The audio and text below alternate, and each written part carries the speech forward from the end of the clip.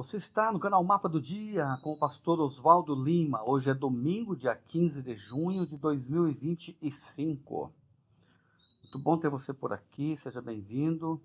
Aqui nós estamos sempre tratando do estudo da Bíblia através da lição da Escola Sabatina. É o Mapa do Dia, o canal que nos conduz a Deus e mantém você conectado com a palavra do Senhor diariamente. Meu grande abraço para você. Minha gratidão profunda por você estar conosco aqui. E o que nós aprendemos aqui na lição de Escola Sabatina nunca vai se entender até na eternidade. Esta é uma mensagem que fica aqui no ar, fica gravada, você pode se beneficiar, pode compartilhar com seu parente, seu amigo, seu vizinho, aquela pessoa que você está estudando a Bíblia, para que ele possa se desenvolver dentro da Escritura Sagrada. Na lição de hoje, nós vamos tratar de um livro de Daniel, capítulo 2.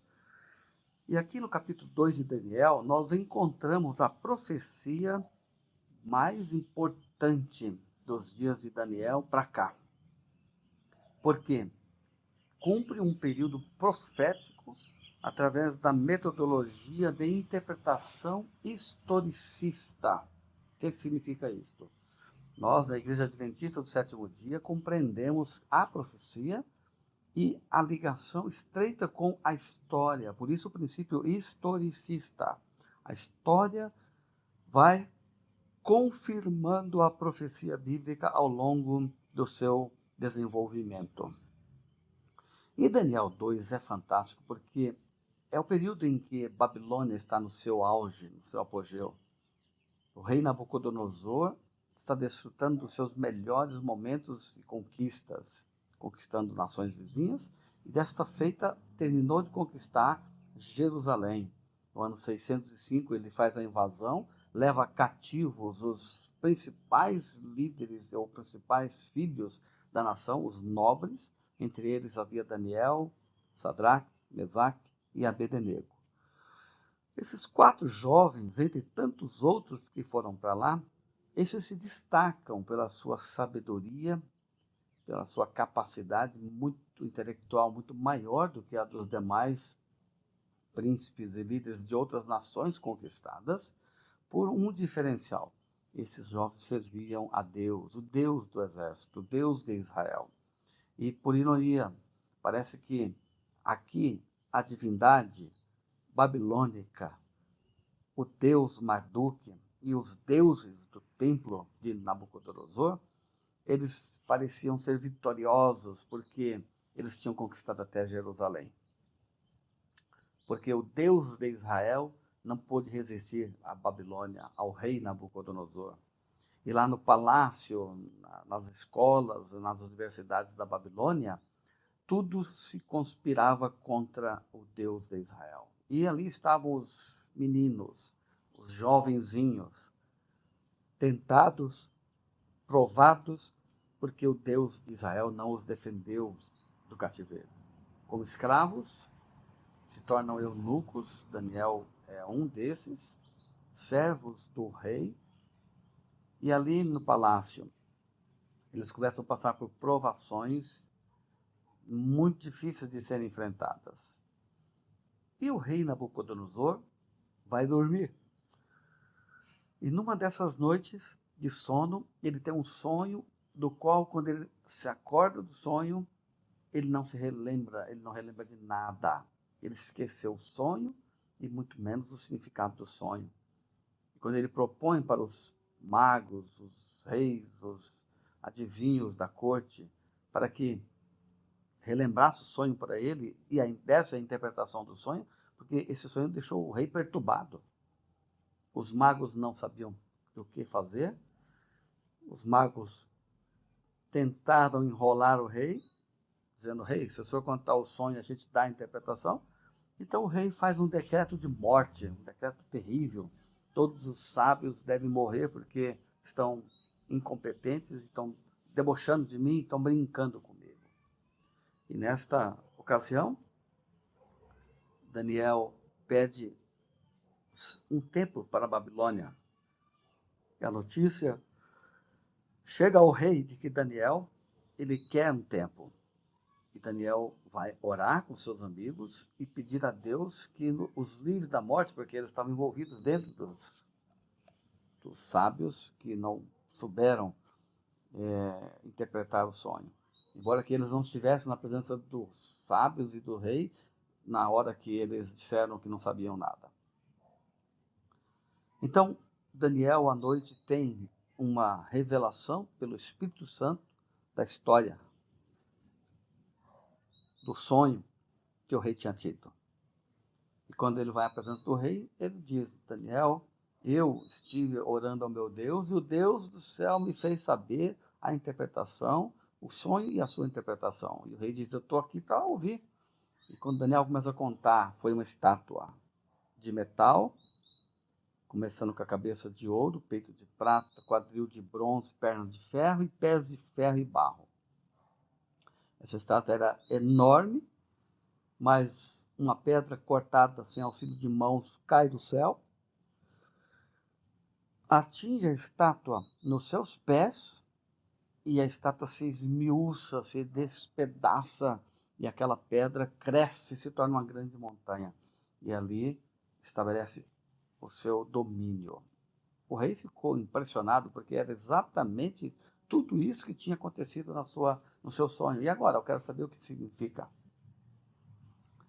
E quando Daniel conta para ele, olha, a cabeça de ouro era a Babilônia, você começou aqui, vai durar até um período em que você vai ser substituído por outro reino, que é o reino dos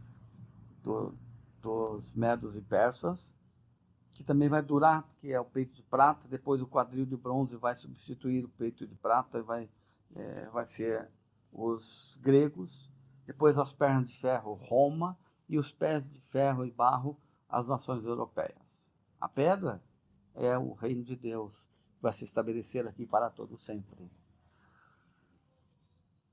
Quando Daniel conta esse sonho para o rei, ele fica impressionado com Daniel e com tudo o significado da estátua. Talvez ele não tenha gostado de Deus ter dito que ele era a cabeça de ouro, que iria ser substituído por um tronco de prata. E aí você vai entender na lição de amanhã que ele manda construir uma estátua totalmente de ouro, da cabeça aos pés. O que significa tudo isso? Significa que Deus está no comando. E a história foi comprovando exatamente o que aconteceu desde a Babilônia, 500 anos antes de Jesus nascer, ou 600 quase, toda a história que haveria de ocorrer. E Daniel viveu até o período dos medos e persas. Então ele acompanhou pelo menos o declínio da Babilônia e a chegada do reino dos medos e persas. Daniel sabia exatamente que os gregos iriam tomar conta depois dos medos e persas. E daí para frente Daniel não viveu mais. Foi dada uma ordem para ele selar esse livro e esperar até o evento final. Bom,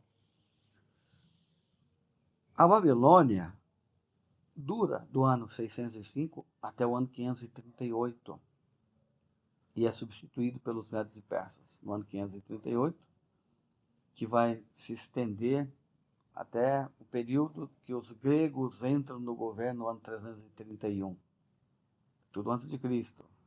Os gregos entram no domínio em 331 e subsiste até o ano 168, quando Roma invade os gregos, toma o período dos gregos, o domínio dos gregos, e estabelece a grande império romano, tão firme e duro quanto o ferro, que vai do ano 168 a.C. até o ano 476 depois de Cristo, quando o Império Romano se esfacela, se rompe, e as 10 nações bárbaras tomam domínio, e elas estão hoje dominando as nações europeias. Assim como o ferro e o barro não se misturam, eles iriam se misturar em casamentos, mas nunca conseguiriam unificar o reino jamais, até que venha Jesus, que é a pedra, e destrua os reinos das nações. É interessante, os detalhes se cumprem, como, por exemplo, você chega aqui no Império das 10 nações, a nação britânica, a casa é chamada de a Casa de Windsor, pelo belo nome inglês, perdão. No entanto, esse termo eles recebem a partir de 1917. Antes disso, a família real britânica era chamada da Casa de Saxe-Coburgo-Gotha, um nome claramente alemão, porque muitos da realeza britânica tinham tentado se misturar em casamentos, eram parentes de sangue dos alemães. E aí você sabe que veio até um período de mantê-los unidos, não conseguiram por sangue, veio a Primeira Guerra Mundial, e eles se dissociaram, se tornaram inimigos, odiando um ao outro, e mudaram o nome de Casa de Windsor para Casa de Windsor em 1917. Depois você sabe que veio a Segunda Guerra Mundial e a Alemanha tenta a supremacia, faz aquele holocausto terrível, mas eles não se misturam até hoje. Até uma única moeda que eles querem fazer não consegue uni-los. A profecia bíblica diz que não haverá união. Mas Jesus virá e assumirá o comando da história da Terra. Se todos esses períodos da história já se cumpriram, preditos por Daniel, nós estamos vivendo hoje, talvez, na unha da estátua, e a pedra está para chegar. E se todas as outras partes da profecia já se cumpriram, o que vocês acham da profecia de Daniel 2? Vai cumprir-se ou não? É claro que vai. Então, Jesus está para voltar a essa terra e nós temos que nos preparar para esse grande evento e temos que anunciar às pessoas também. Vamos fazer isso? Eu quero orar por você. Senhor, nos dá um dia de bênçãos e que a gente possa pregar o Evangelho com coragem. Eu oro em nome de Jesus. Amém, Senhor. Eu sigo o mapa do dia. E você?